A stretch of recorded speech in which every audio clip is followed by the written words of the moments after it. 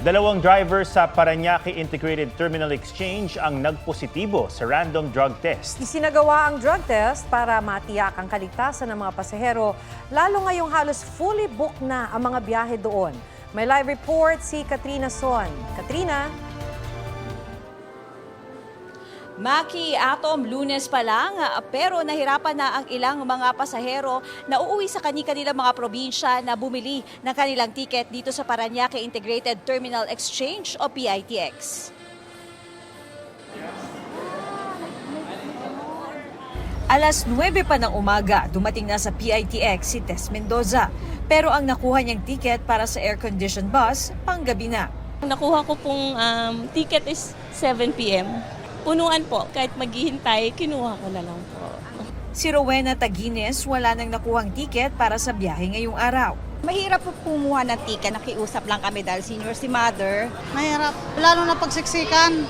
Puno na rin hanggang hanggang Miyerkules yata.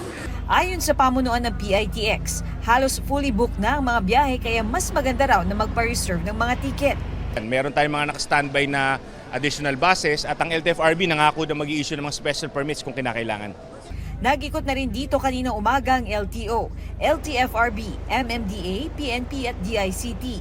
Nagsagawa rin ng random drug testing sa 123 drivers. Dalawang nagpositibo na dadaan pa sa confirmatory test. Inumpes ka agad ng LTO ang kanilang mga lisensya, hindi na sila makakapagmaneho. Bukod dito, nagsagawa rin daw ng roadworthiness test ang LTO. Samantala, nagsimula ng humaba ang pila ng ilang bus terminal sa Manila at sa Taft sa Pasay.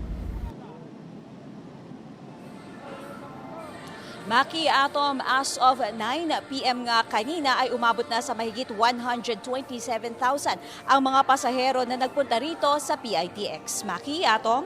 Maraming salamat, Katrina Son. Huwag magpahuli sa mga balitang dapat ninyong malaman. Mag-subscribe sa GMA Integrated News sa YouTube. Sa mga kapuso abroad, subaybayan nyo kami sa GMA Pinoy TV at sa www.gmanews.tv.